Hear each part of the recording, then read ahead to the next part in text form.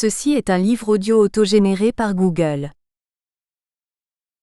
Première partie, la pratique de l'animation du co-design. Omicron 2. L'expérience lillois du co-design, un essai de formalisation, Séroche et Le Dubois. Omicron 3. Contribution à la réflexion sur la spécificité de l'animateur de co-design, A. Giraud-Genot. Omicron 4. Le co-design entre apprentissage et parcours créatif, T. Lavenier-Pasquier. L'expérience lilloise du co-design, un essai de formalisation. Par Séroche et L. Le Dubois. Claude Roche, 63 ans, est titulaire, depuis 2010, de la chaire de management de l'innovation à l'ISEN et directeur scientifique du projet ADICODE marque déposée. Il possède une double formation. Ingénieur des ponts et chaussées et docteur en philosophie sur la thématique de la dématérialisation de l'économie. Il a mené une double carrière en tant qu'enseignant puis, pendant une vingtaine d'années de consultant en management dans plusieurs grandes entreprises. Il sera notamment directeur du management à Orange Labs. C'est au cours de son activité de consultant qu'il a été confronté aux démarches d'entreprises apprenantes et de co-design, portées par les équipes de management du changement de ces entreprises. Co-auteur de Connaissance Capital et de nombreux articles sur l'économie de la connaissance, il voit dans le co-design une forme d'organisation spécifique de cette économie. Louis-Étienne Dubois, Monsieur SC, doctorant PhD en management à HEC Montréal, Canada, et à Mines ParisTech, France. Il est également chargé d'enseignement et conférencier à HEC Montréal, HEC Liège, ID Campus et à l'Université catholique de Lille sur les questions de management de l'innovation. Ses recherches, menées au sein du groupe HEIS-AISEN à Lille, visent à mieux comprendre et accompagner les processus collaboratifs créatifs et innovants dans les organisations, notamment sur l'étude des principes théoriques et pratiques de la conception collaborative, ou co-design.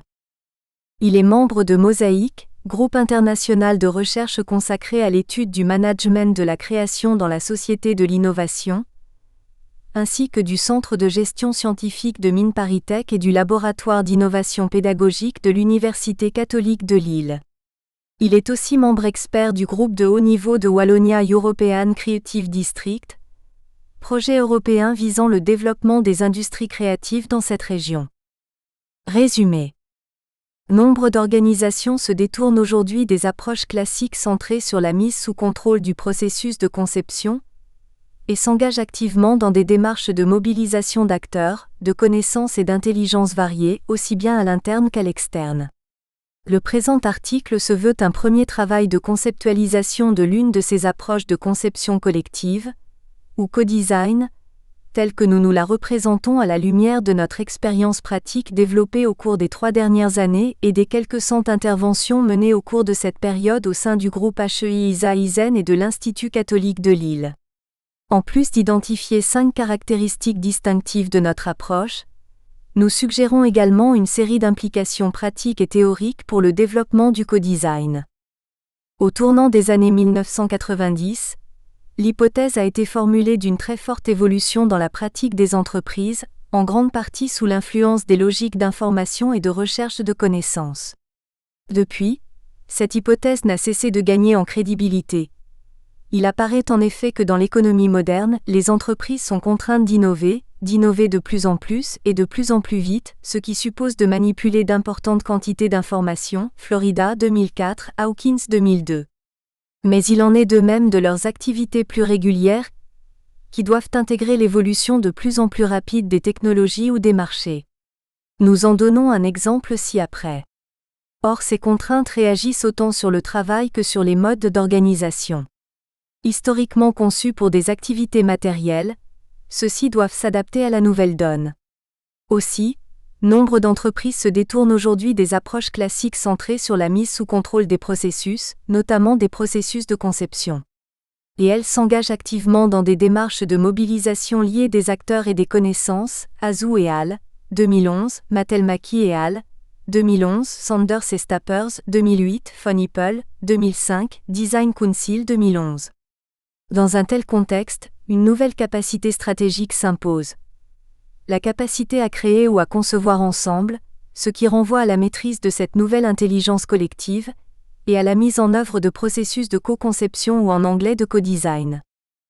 Cependant, et bien que les résultats probants s'accumulent et contribuent à la diffusion accélérée du co-design, les différentes implications de cette démocratisation des activités de conception demeurent encore mal définies. Kleinsman et al., 2007, Hatchwell et al., 2008. Autrement dit, les efforts de conceptualisation du co-design, tant au niveau pratique que théorique, restent à ce jour plutôt limités, parfois même contradictoires et la plupart du temps anecdotiques. En réponse à cet enjeu, cet article propose un premier travail de conceptualisation du co-design, tel que nous le représentons actuellement au sein du groupe HEI-ISA-ISEN ainsi qu'à l'Institut catholique de Lille.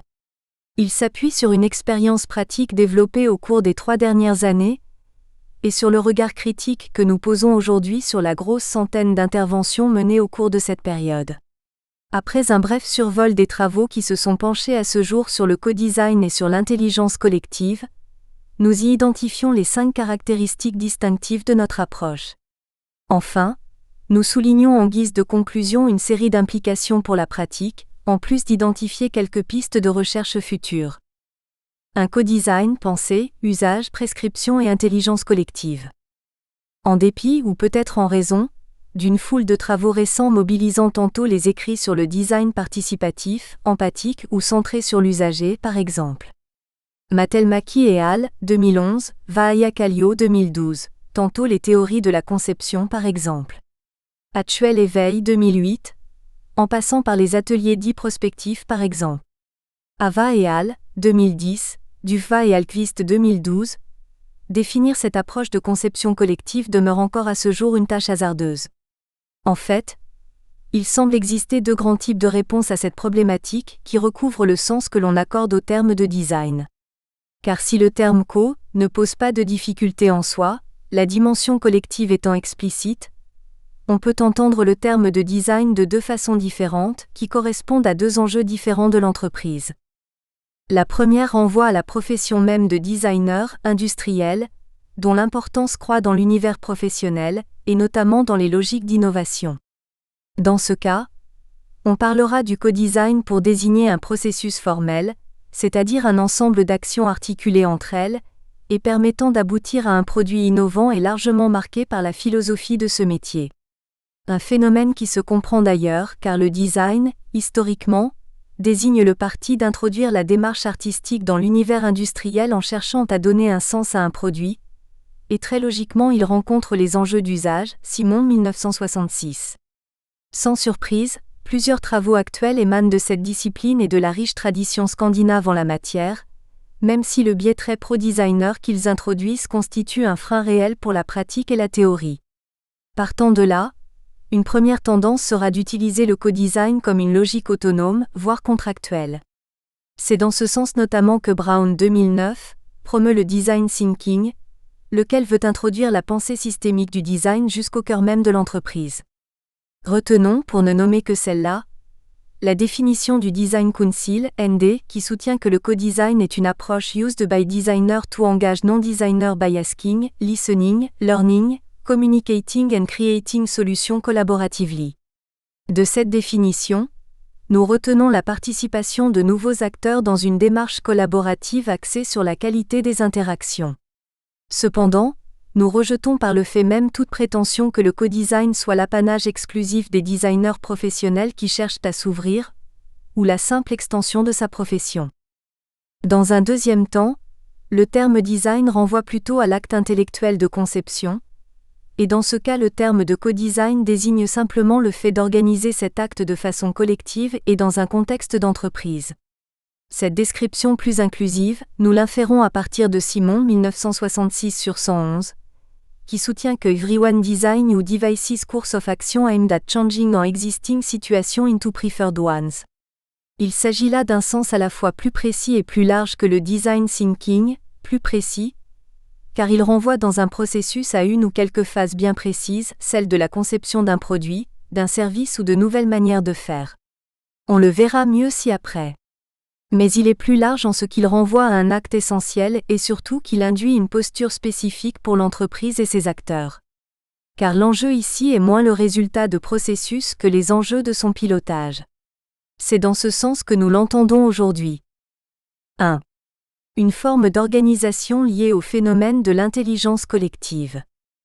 En effet, si l'on veut comprendre l'origine du succès actuel du co-design, il faut partir de cette idée qu'il s'insère en tant que mode d'organisation dans une problématique d'intelligence collective.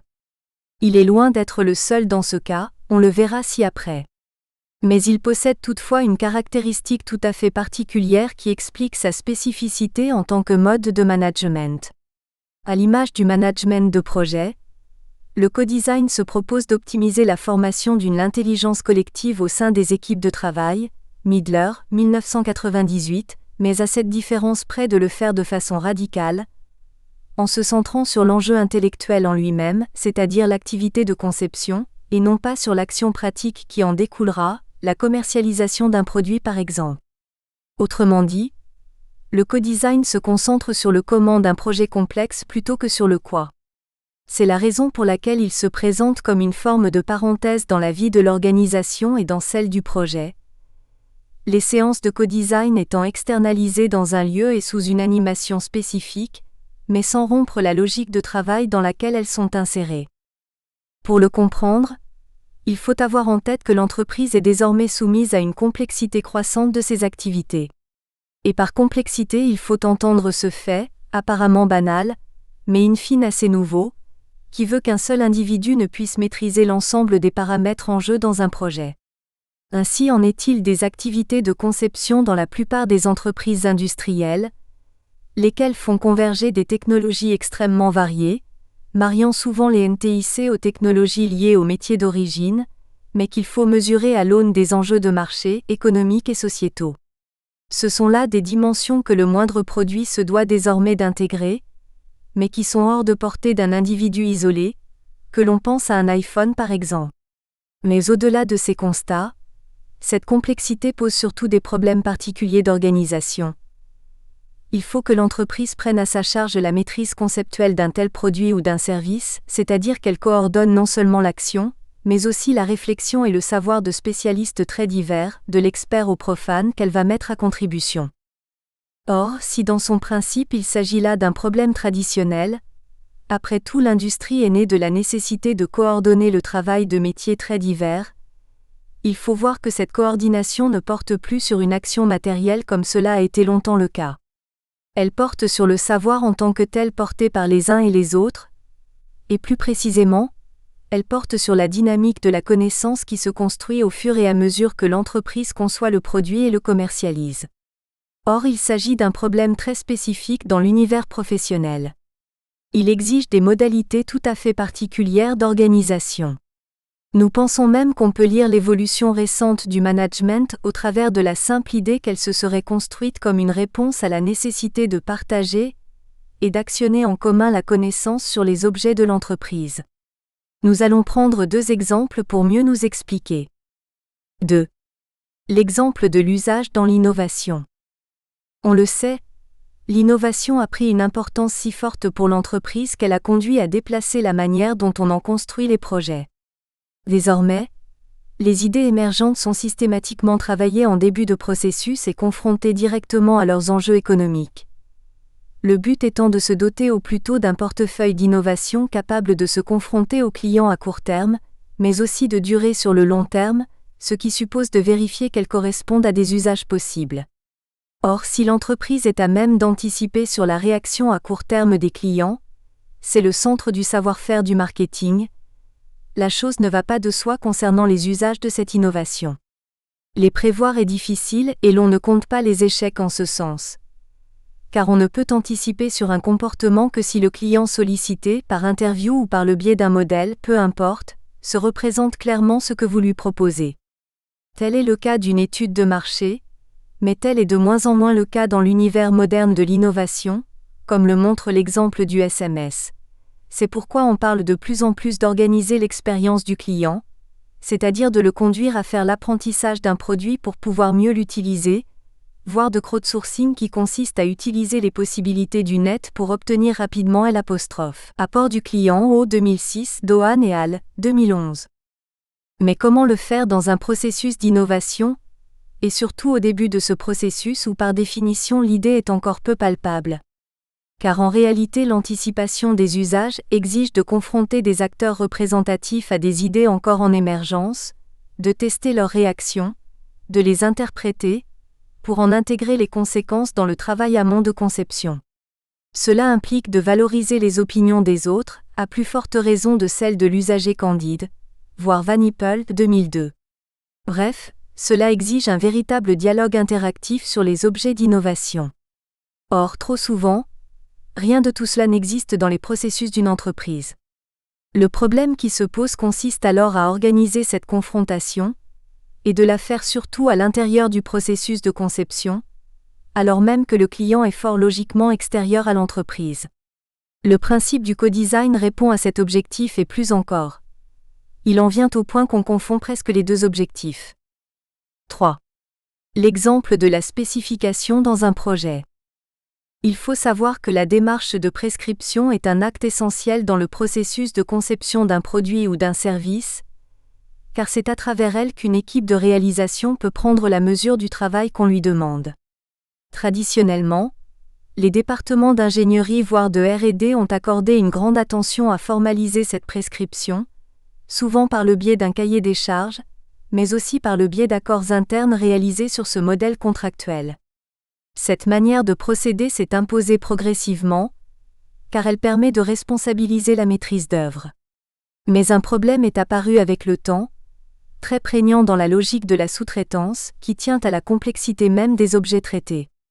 Car si la formalisation a pu être acceptée pendant un temps, cela tient avant tout au fait que les objets traités étaient très clairement explicitables, à l'image des plans d'un bâtiment en quelque sorte. Hélas, il en va différemment aujourd'hui.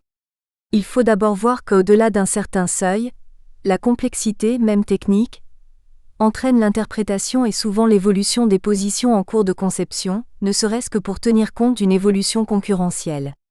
Puis, mécaniquement vont se multiplier les différences d'interprétation entre MOA et MO qu'accentueront les modes d'organisation séparés de la maîtrise d'œuvre et de la maîtrise d'ouvrage. Citons le secteur de l'informatique, où cette divergence est devenue extrêmement courante. Ce faisant, la question qui se pose est de savoir comment faciliter cette compréhension commune, ce qui réclame le plus souvent d'être capable de recontextualiser la prescription d'un tel objet technique, c'est-à-dire de la replacer dans le contexte stratégique des deux parties prenantes. Mieux, de le faire afin que chaque partie puisse d'elle-même anticiper sur les évolutions possibles et limiter les coûts souvent exorbitants de coordination. Si prescription il y a, alors elle se doit donc d'être réciproque au sens d'Attuel, 1996, mais cela présuppose un minimum d'acquis communs que possèdent rarement les différents acteurs autour de ces démarches collectives de conception. Encore ici, le principe même du co-design renvoie directement à cette préoccupation. Il n'y a rien de tel que l'élaboration commune pour en homogénéiser la compréhension. Et l'on voit désormais des besoins croissants dans ce sens dans l'univers de l'entreprise. On peut citer à ce propos la méthode déjà répandue du développement agile, par exemple. Shaw et al., 2003, dont le principe est justement de rapprocher en continu MOA et MO de façon à limiter les divergences de vue. Ce sont donc là deux problèmes apparemment disjoints, mais qui se rejoignent sur une même difficulté, celle de se doter d'une représentation efficace, qui soit à la fois commune à un nombre important de partenaires et partagée par-delà des logiques organisationnelles qui obèrent cette compréhension. Nous l'avons vu, c'est précisément à ce type de problématique que répond le co-design, car on pourrait multiplier les exemples de ce type qui montreraient l'enjeu croissant que revêtent ces questions d'intercompréhension. Évidemment, une telle démarche suppose une forme de rupture dans la vie d'une organisation, car une grande partie des obstacles, ceux justement que cherche à dépasser le co-design, sont issus des processus mêmes qu'elle a mis sur pied pour les traiter. Dès lors, opter pour le co-design, c'est se doter d'une démarche transitoire permettant à la fois cette rupture organisationnelle, mais de le faire de façon transitoire de façon à ce que l'entreprise utilise ce processus dans la durée. Jusqu'à présent, nous nous sommes attardés à recenser les représentations dominantes du co-design, en plus de mettre en relief ses racines en matière de design et d'expliciter ses implications en matière d'intelligence collective ou d'organisation de ce travail de conception revisité. Dans la section suivante, nous proposons une définition en 5 éléments distinctifs du co-design tel que déployé et vécu au sein de l'UCL depuis 3 ans. 2. Les 5 caractéristiques du co-design du groupe HEI-ISA-ISEN et de l'Institut catholique de Lille. Dans notre conception, le co-design se présente d'abord sous forme de séances de travail structurées regroupant entre 10 et 20 personnes, dédiées à un sujet précis et généralement liées à des problématiques d'innovation. Le format de ces séances est variable, allant de plusieurs jours à une journée, mais il s'agit à chaque fois d'un temps limité qui s'insère dans un projet plus large et qui reprendra son cours à la fin de la séquence. L'enjeu étant d'élaborer un objet, c'est-à-dire en fait une représentation de cet objet, produit, service, voire même ensemble de prescriptions, mais en intégrant rapidement en amont toutes les contributions et les expertises des domaines concernés par le sujet. Au cours des derniers mois, nous avons par exemple travaillé sur l'usage et le design de tablettes numériques pour une entreprise des NTIC, produits, à la définition d'une offre d'école doctorale, service, et à l'amélioration des manières d'effectuer les recherches bibliographiques, processus, mais aussi services et produits. Dans ce qui suit, nous nous appuyons sur 2 exemples présentés dans l'encadré ci-après. Un exemple de séance. Pour appuyer cette présentation, on peut prendre ici l'exemple d'une séance de co-design organisée dans le cadre d'un appel à projet pour le pôle de compétitivité PICOM. Le projet proprement dit se proposait de travailler sur l'évolution d'un outil numérique mobilisé dans le cadre de la relation client d'une grande enseigne commerciale. On s'appuyait pour ce faire sur une première expérience, lancée quelques mois auparavant, qui avait fourni des enseignements précieux sur ce type d'outil. Il s'agissait donc de généraliser ce premier pas. Au-delà du PICOM, le travail mobilisait 2 partenaires, une grande enseigne commerciale et un de ses vendors, une petite entreprise innovante de services informatiques. La séance proprement dite étant consacrée à établir le cahier des charges d'une version évolutive. Mais de facto l'enjeu était double. Il s'agissait bien sûr d'accélérer la vision de l'évolution du produit, de façon à accélérer le travail de la société de service. Mais implicitement, il s'agissait aussi d'en homogénéiser la compréhension au sein de la grande enseigne. Car en réalité le projet expérimental avait été mené dans une structure transverse, dédiée à l'innovation. Et il s'agissait désormais de l'intégrer dans les processus normaux de décision et de pilotage. De ce fait, la séance de travail symbolisait le passage d'un projet expérimental, mené presque à la marge de l'entreprise, à un projet structurant pour l'entreprise. L'objectif de la séance étant alors très clairement le partage de la vision du projet. Au-delà de leur finalité, le but partagé par toutes ces séances est d'abord de parvenir à une représentation commune en s'appuyant sur la contribution de l'ensemble des fonctions et disciplines en jeu par le biais de méthodes et outils spécifiques d'animation. Cette animation a ceci de particulier qu'elle ne prend pas parti dans ces exercices, laissant aux seuls participants le soin de contribuer aux discussions et d'élaborer les différentes représentations. Autrement dit, il ne s'agit dans ces séances que d'aider, de créer les conditions de cette intelligence collective, et non de s'y substituer. C'est pourquoi l'équipe d'animation est le plus souvent extérieure à l'organisation intéressée, même si c'est elle qui portera ultimement l'expérience de co-design que nous cherchons à restituer. Bien évidemment, monter des réunions de travail fussent-elles consensuelles sur un sujet donné n'a rien d'original en soi. En fait, ces séances ont 5 caractéristiques qui, selon nous, forment le caractère distinctif du co-design. 1. Un dispositif animé de l'extérieur. Élément essentiel du co-design, ces séances sont animées par une équipe dédiée, laquelle est attachée au groupe HEI-ISA-ISEN et à l'Institut catholique de Lille et a pour mission de faciliter, voire d'orienter très largement le travail. Le plus souvent, ces facilitateurs ont recours à un protocole d'animation qui forme le véritable fil conducteur de la séance, et autour duquel se forme l'intelligence collective des acteurs. De manière générale, ces protocoles consistent en une suite d'exercices ou méthodes d'exploration empathique, de divergence, dissociation, idéation et de convergence, prototypage, test, rétroaction, suite réfléchie à l'avance et dont l'animation doit rythmer la mise en œuvre. chacun des exercices permettant de progresser dans la construction de l'objet. Le point à souligner concerne le statut des séances, lesquelles ne seront pas finalisées au sens où on l'entend le plus souvent, au sens où elles devraient produire un livrable, défini de façon contractuelle. Ces séances auront certes des objectifs, mais il ne faut les voir que comme des séquences de travail, effectuées au service d'objets définis par ailleurs et dont elles adoptent l'ensemble des contraintes. Du point de vue de l'organisation, ce sont donc des moments de travail ouverts dont seule l'animation est externalisée pour de simples raisons d'efficacité, l'idée étant que la neutralité de l'équipe d'animation facilite l'expression collective des membres du projet. Et à l'expérience, on peut effectivement dire qu'elles ont cette fonction d'accélérer une phase de travail, ou de dépasser une difficulté bloquante comme on le voit dans l'exemple donné qui renvoie à l'opposition entre MOA et MO. C'est là une différence avec le processus développé par la société IDEO, Brown 2009, Kelley 2005, ou d'autres firmes de design industriel. Nous ne concevons pas le co-design dans une logique de sous-traitance mais plutôt comme un partenariat voire une délégation managériale.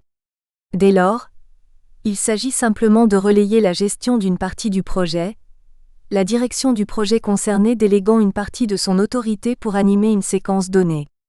Évidemment, cette délégation est contractuelle, elle a été négociée, et la négociation porte essentiellement sur la démarche d'animation, c'est-à-dire le comment faire.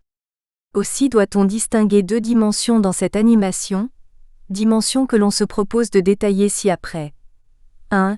La phase amont qui englobe la préparation de la séance et la réalisation du protocole, et 2. L'animation proprement dire ou phase effective, qui recouvre le travail de co-conception. 2. La démarche abstrait concret. Le premier temps de la démarche concerne en effet la préparation de la séance et consiste dans la détermination du protocole et de la composition des équipes de travail qui seront invitées.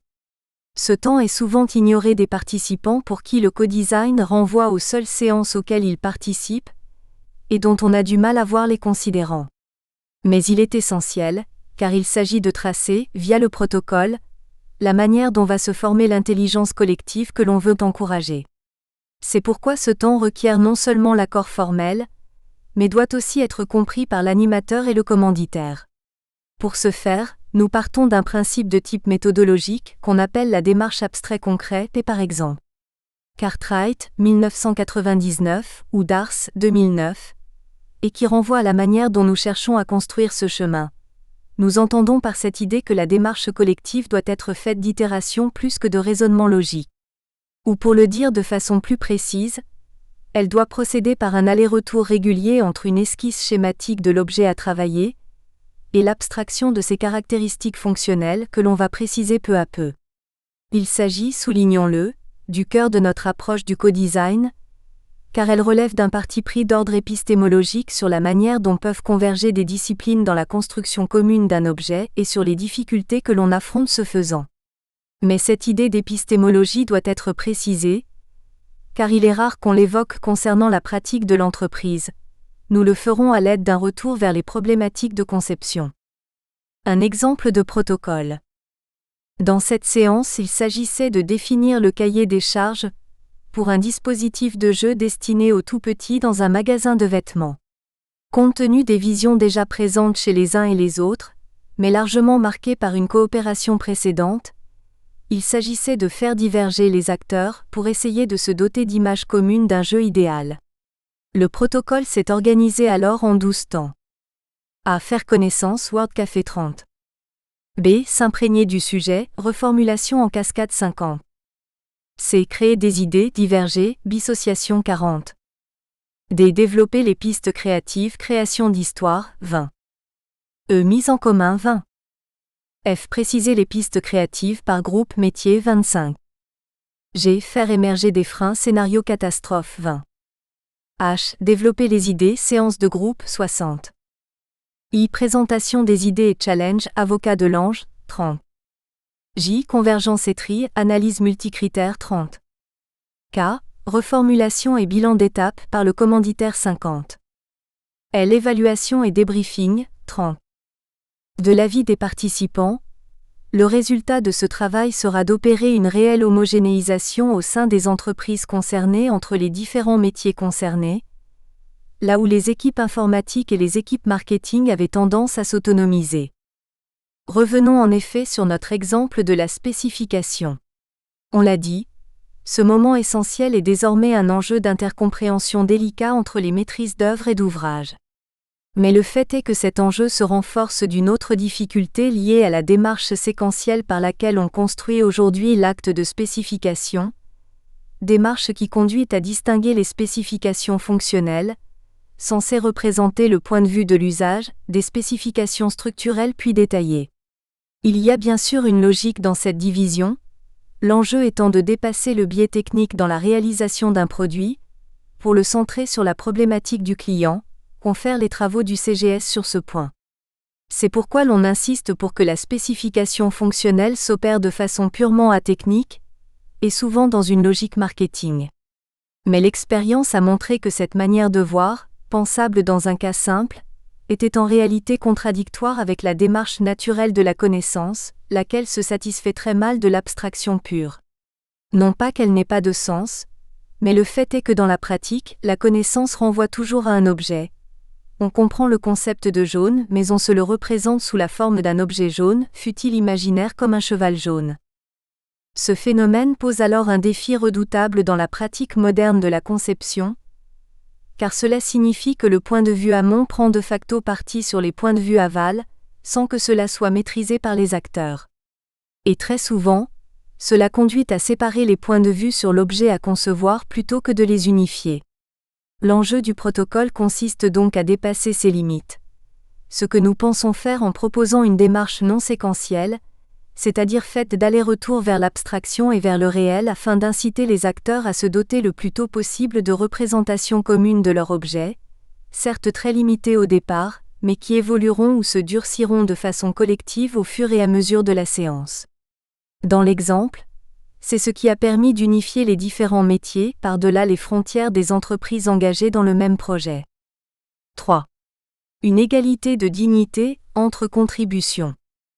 Ce faisant, et c'est le troisième point, nous nous heurtons à la nécessité d'organiser la convergence des points de vue et de le faire de façon très pratique à l'intérieur des réunions de travail. On touche alors à l'essence même du co-design puisqu'on l'a dit, son enjeu est l'élaboration commune. Surgissent alors deux difficultés de nature quelque peu différentes. D'une part, la nécessité de faire contribuer l'ensemble des acteurs à cette élaboration, ce qui suppose d'éviter les attitudes de rejet ou de domination très courantes dans les processus de ce type. Un des objectifs premiers du rôle d'animation est d'ailleurs de réguler ces attitudes, lesquelles sont assez connues en management d'équipe ou de projet.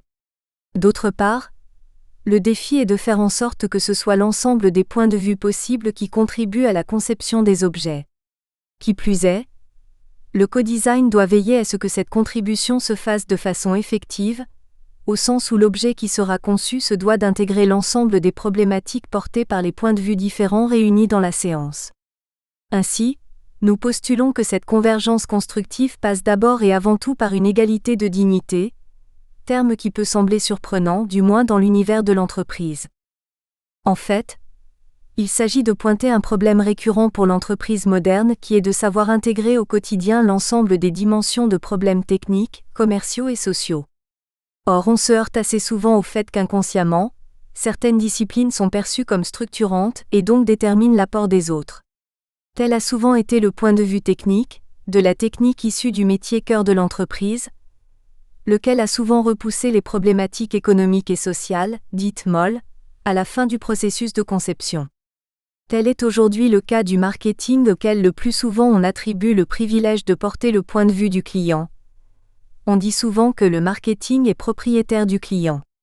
Les approches de design participatif ou centrées sur l'usager, citées plus tôt et desquelles le co-design est une hybridation, sont justement des dispositifs visant à aller au-delà de la traduction par l'expert des besoins de l'usager.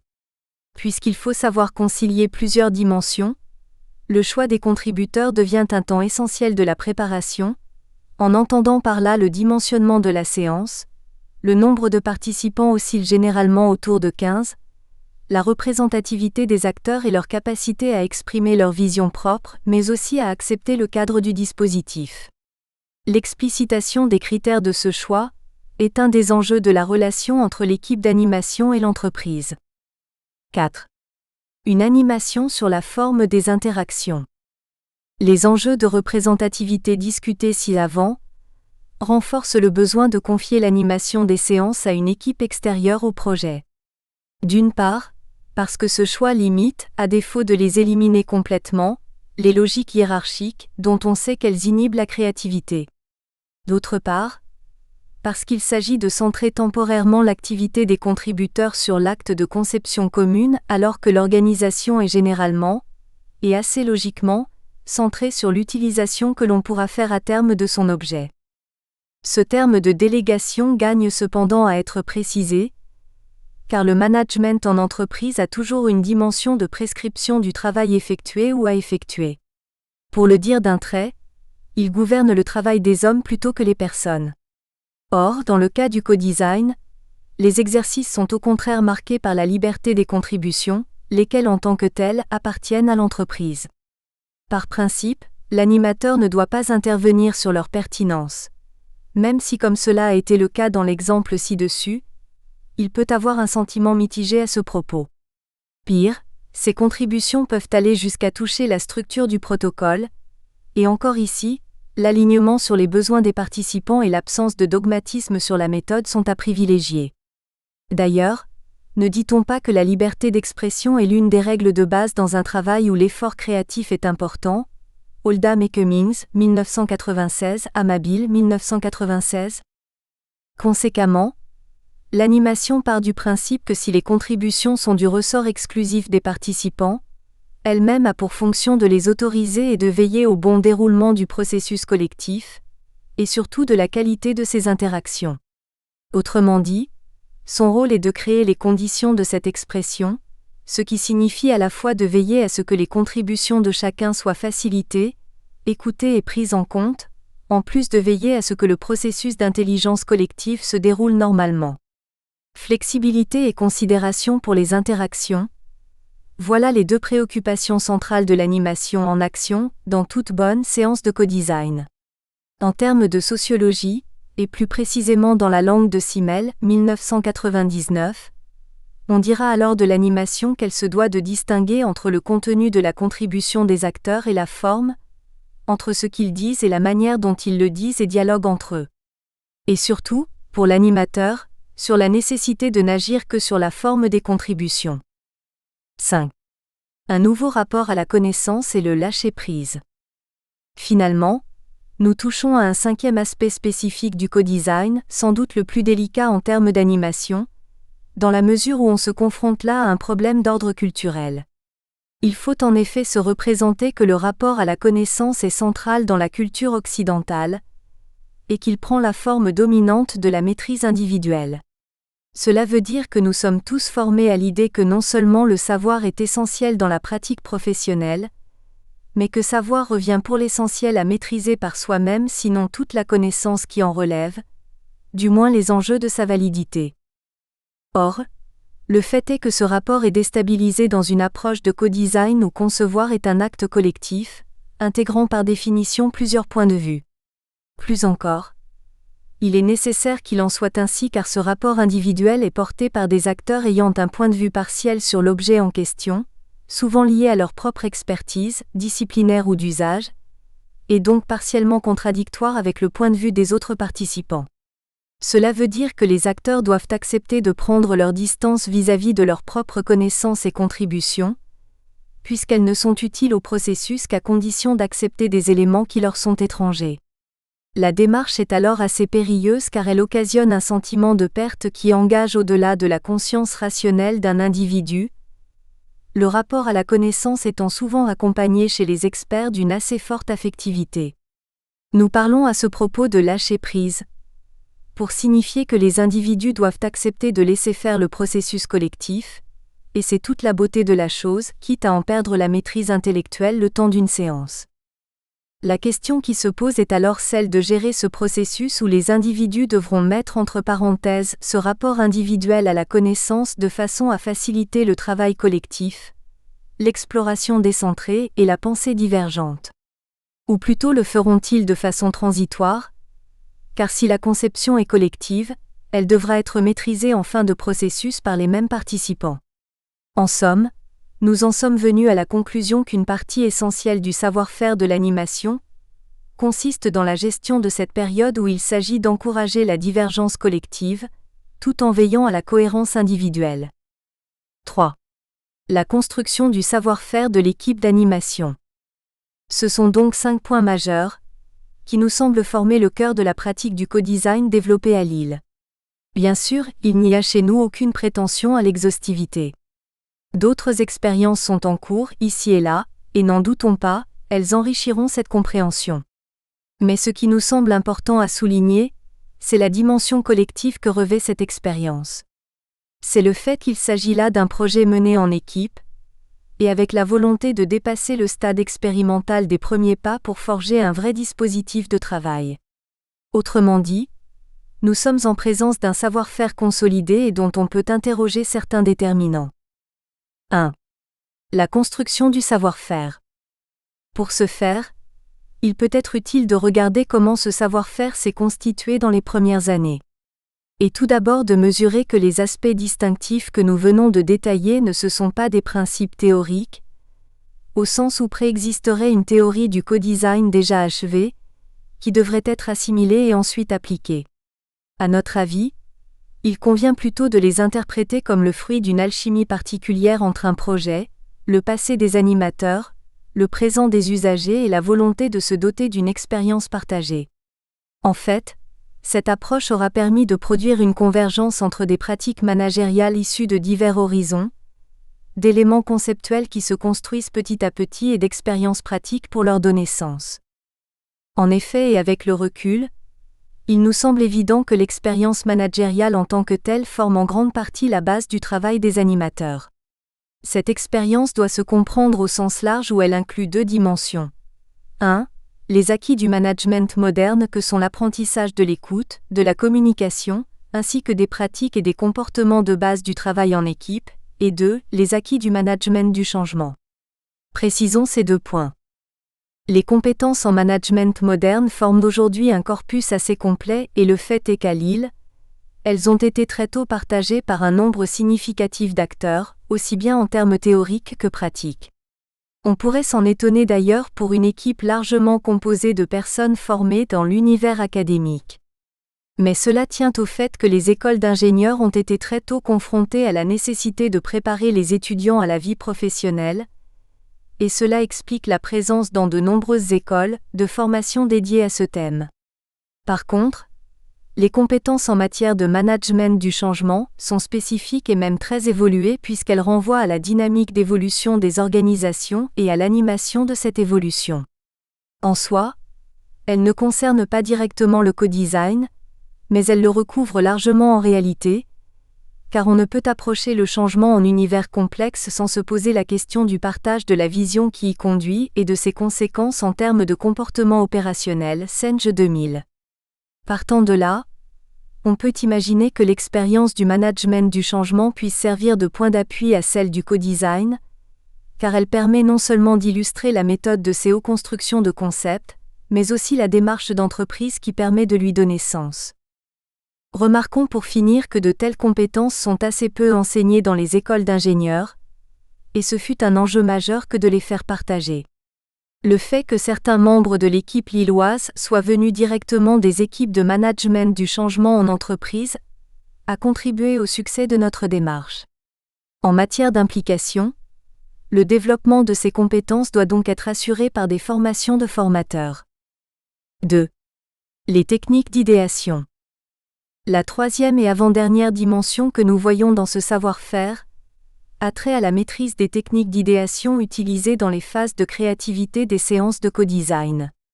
Plus particulièrement, il faut entendre par là l'ensemble des exercices permettant de stimuler la création d'idées sur une base collective. Ce terme de technique prête souvent à confusion d'ailleurs car il y a toujours une forte part d'inventivité dans l'innovation, en elle-même largement imprévisible. Et le profane s'étonne toujours un peu que l'on cherche à impulser une activité créative à l'aide de démarches structurées à l'avance, et parfois même standardisées. Mais il faut comprendre ces exercices comme le résultat de travaux très poussés sur les logiques de génération d'idées, travaux qui se sont déployés au fur et à mesure que la science, puis que l'innovation sont devenus des enjeux majeurs de l'entreprise. On s'est alors penché sur les processus intellectuels créatifs, sur les démarches d'intuition qui s'y manifestaient, là où l'épistémologie du XXe siècle avait tendance à ne pointer que les raisonnements logiques que l'on élaborait sur la base de ces intuitions. Et ce sont ces démarches que l'on a cherché à systématiser dans des exercices collectifs. Le fait est qu'aujourd'hui existe tout un corpus d'exercices, d'outils et de méthodes, sans doute largement améliorables, permettant à un groupe de générer des idées. On notera à ce propos qu'une telle abondance de possibilités ne fait qu'ajouter à la complexité de la planification des séances. D'ailleurs, selon Sanders et al. 2010/195, many practices for how to involve people in designing have been used and developed during the years. Et devant cette multiplication de méthodes, il règne une certaine confusion as to which tools and techniques to use, when and for what purpose. Nous sommes d'avis qu'un travail de classification et d'évaluation de ces leviers doit être entrepris, et ce, plus tôt que tard. Jointe aux démarches de formation au management, une meilleure compréhension de ces outils contribuera à la construction d'un corps de base très fourni, à partir duquel pourront se construire de très bons protocoles de co-design. Quoi qu'il en soit, on peut inférer que ce savoir-faire collectif relève d'une fusion de ces techniques et de ces méthodes de créativité, ainsi que du savoir-faire managérial élaboré depuis une vingtaine d'années. 3. Placer le co-design dans la continuité d'un projet, la dimension pédagogique. Mais en rester à cette présentation serait à coup sûr occulter un point très important de notre savoir-faire, et pourtant souvent ignoré des principaux participants. Bien souvent en effet, celui qui découvre le co-design est très impressionné par l'efficacité du dispositif proposé. Il constate qu'il permet de dépasser des obstacles souvent considérés comme difficiles. Cependant, il aura tendance à réduire le co-design à la maîtrise de ces exercices, voire même à leur attribuer une sorte d'effet mystérieux. On parle souvent chez nous de l'effet magique du co-design. En fait, il s'agit là d'une illusion qui oublie que l'enjeu de l'animation est d'établir l'adéquation de la séance aux besoins qu'elle est censée couvrir, et de conduire ensuite les acteurs concernés sur ce chemin. C'est pourquoi le moment décisif de notre expérience collective, à notre sens, fut le choix d'insérer le co-design dans les pratiques pédagogiques précises, c'est-à-dire dans des projets d'innovation réalisés par des étudiants. À vrai dire, ce choix n'en a pas été un de notre point de vue, même si la première tentation était de constituer un savoir-faire de co-design directement mobilisable pour des entreprises. Mais il est apparu naturel, du fait de la nature du projet pédagogique qui s'est construit en parallèle et qui fait appel à la pédagogie par problème. Ce projet est décrit par ailleurs. Il suffit ici de noter que la plupart des enseignants de l'équipe de co-design se sont mobilisés dans ce modèle. De ce fait, ils se sont retrouvés dans une position originale, où d'un côté ils animaient ces projets en termes de pilotage rapproché, dans une position proche de l'assistance maîtrise d'ouvrage, et d'un autre côté animaient des séances au service de ces projets. Cela leur permettait d'avoir une vue globale sur l'ensemble du process, les animateurs se retrouvant dans une situation où d'une part ils maîtrisaient intellectuellement la totalité de la démarche à suivre par le groupe, en même temps qu'ils se retrouvaient d'autre part en position d'aider ce même groupe, par leur pratique d'animation. Et cette position leur permettait d'inscrire, et surtout d'apprendre à inscrire, des séances de co-design dans la logique d'un projet. On peut prendre à ce niveau l'exemple des projets de Master 2, dits Co-Elab, qui sont scandés par plusieurs séances de co-design. Une séance de départ dédiée à la maîtrise du projet, et 2 séances liées à son développement, d'ailleurs comprenant souvent une séance d'idéation. De proche en proche, l'animation a appris à situer les séances et surtout les calibrer, à en tirer le bilan, et à les inscrire dans les enjeux du pilotage de projet. Conséquemment, il a fallu prévoir un certain accompagnement pour les enseignants qui se retrouvent ainsi dans une position originale. Comme il n'est pas acquis qu'il maîtrisait déjà la totalité de la démarche, l'institution d'enseignement et les promoteurs du co-design s'engagent désormais dans une nouvelle démarche de soutien pédagogique. L'idée étant de fournir aux enseignants les clés de lecture d'une vue globale sur l'ensemble du processus d'apprentissage et des enjeux d'intelligence collective. Mais ces démarches viennent tout juste de s'engager, on se trouve donc à la limite de notre expérience collective. Quoi qu'il en soit, ce rapprochement entre le co-design et la pédagogie par problème nous semble ouvre une voie de recherche intéressante, autant sur chaque approche en particulier que sur les enjeux qui leur sont communs, notamment les questions d'évaluation des acquis. Conclusion. L'attention, simple curiosité ou véritable engouement, que reçoit actuellement le co-design est donc tout à fait mérité. Ses principes participatifs et ses visées démocratiques sont tous aussi prometteurs que ses premiers résultats observables. Non seulement il permet à des acteurs, trop longtemps laissés de côté, de prendre part aux démarches de conception, mais le co-design offre également de très belles perspectives pour l'organisation qui daigne se prêter à son contexte a priori déstabilisant. Dans le présent article, nous avons proposé un travail de conceptualisation de cette approche, et ce, à la lumière de notre propre expérience. Nous avons également exposé les critères distinctifs du modèle lillois, en plus d'attirer l'attention des praticiens et des chercheurs sur une série d'enjeux bien réels. Malgré tout, nous sommes d'avis qu'une véritable conceptualisation ne peut s'obtenir qu'à travers l'étude de nombreux autres cas concrets. Surtout, cette compréhension doit être cohérente avec son objet d'étude et donc découler d'un dialogue ouvert, égalitaire et décentré entre ses parties prenantes. Bibliographie. Argyris C. Shawn, D. 1978, Organizational Learning, A Theory of Action Perspective, Reading, Addison Wesley. Amabil, T. 1996, Assessing the Work Environment for Creativity, Academy of Management Journal, volume 39, numéro 5, 1154 à 1184. Brown, T. 2009, Change by Design, Harper Business. Cartwright, N. 1999, The Dappled World, A Study of the Boundaries of Science. Cambridge, Cambridge University Press. Shaw, T. Maurer F. Melnick G. 2003, June. Knowledge Sharing, Agile Methods versus Tayloristic Methods. In Enabling Technology, Infrastructure for Collaborative Enterprises, 2003.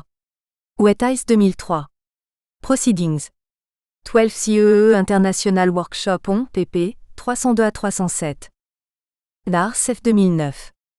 Résolution collective des problèmes de conception, le travail humain numéro 72, Dohan, A. Ramakrishnan, R. Alevi, AY, 2011, Crowdsourcing Systems on the World Wide Web.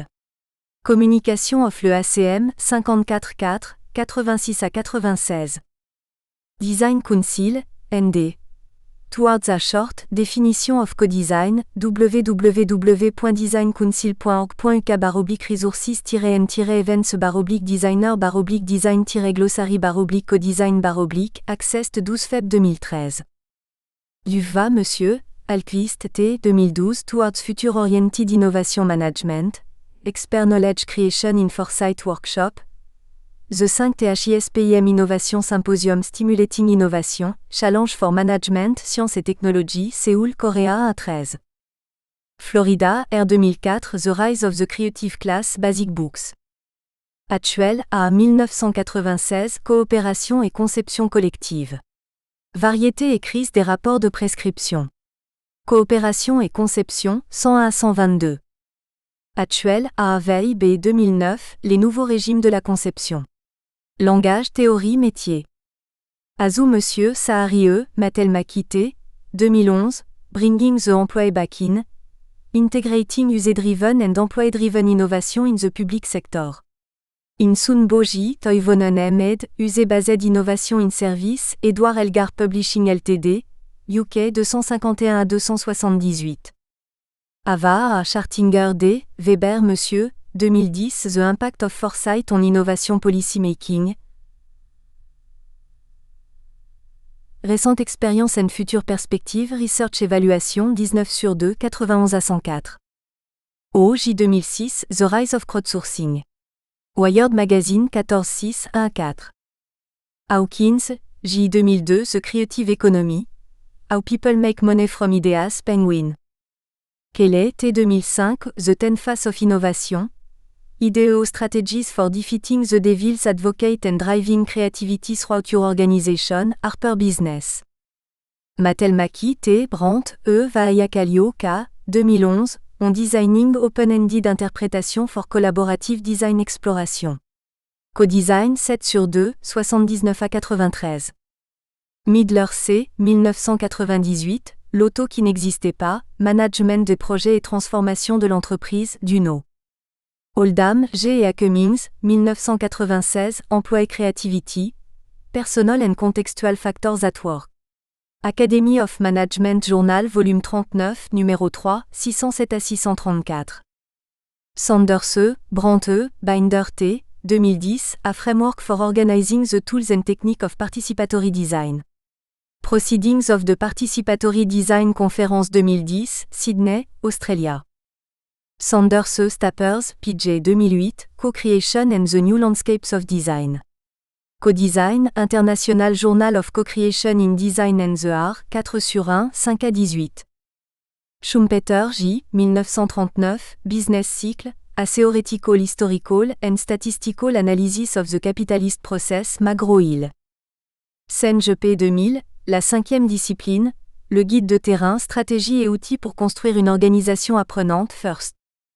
Simmel, G. 1999, Sociologie, études sur les formes de la socialisation, PUF. Simon H. 1996, The Science of the Artificial. MIT Press. UNCTAD 2008. Creative Economy Report 2008, United Nations Conference on Trade and Development. UNCTAD 2010. Creativity Economy Report 2010, United Nations Conference on Trade and Development. Vaayakallio, K. 2012, Design Games a Tool, a Mindset and a Structure. Aalto University Publication Series. Doctoral Dissertation 87. Van Ippel 2002, Customers a Innovator, a New Way to Create Value, Harvard Business Review Avril. Zara, O. 2008, Le management de l'intelligence collective, vers une nouvelle gouvernance. M21 Editions. Contribution à la réflexion sur la spécificité de l'animateur de codesign. Témoignage d'une pratique. Par A. Giraud-Genot. Annie Giraud-Genot, 63 ans et depuis 1990 professeur certifié de philosophie en classe préparatoire scientifique intégrée et en cycle ingénieur à l'ISEN.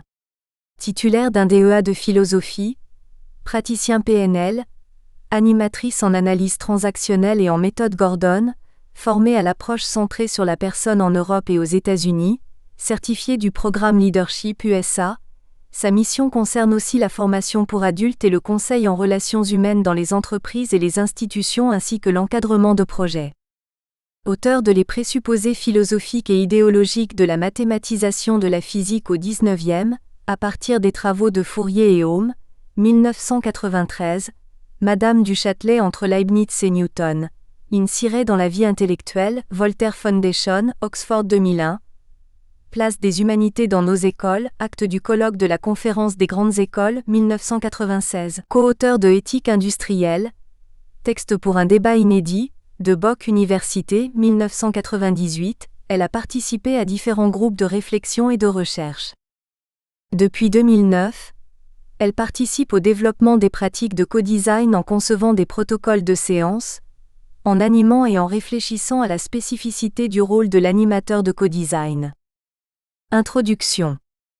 Professeur depuis 30 ans, dans l'enseignement supérieur et notamment en école d'ingénieur, j'ai acquis une longue expérience d'enseignement mais aussi d'animation de groupe et d'encadrement de projets. Si cela semble évident et s'avère largement reconnu aujourd'hui, il n'allait pas de soi au début des années 90, d'intégrer à la formation des ingénieurs la préparation au discernement, à la connaissance de soi et aux compétences relationnelles qui s'avèrent utiles à l'ingénieur dans l'exercice de son double métier d'expert technique et de cadre. En charge du programme de formation humaine et sociale, il m'a fallu trouver des réponses à la question de savoir comment contribuer à développer ces compétences chez les étudiants. Dans cette perspective, J'ai élargi ma formation initiale en philosophie et en histoire des sciences en me formant à de multiples approches. La méthode Gordon, l'analyse transactionnelle, la PNL et l'approche centrée sur la personne, confère encadré. C'est cette dernière qui m'a paru la mieux adaptée et je l'enseigne en formation initiale comme en formation pour adultes, depuis 14 ans. Par ailleurs, le métier d'ingénieur réclame également aujourd'hui de faire face aux impératifs de l'innovation intensive. Pierre Giorgini a créé en 2009 une équipe projet pour découvrir et promouvoir le co-design au service des élèves ingénieurs et des entreprises confrontées à la nécessité d'innover.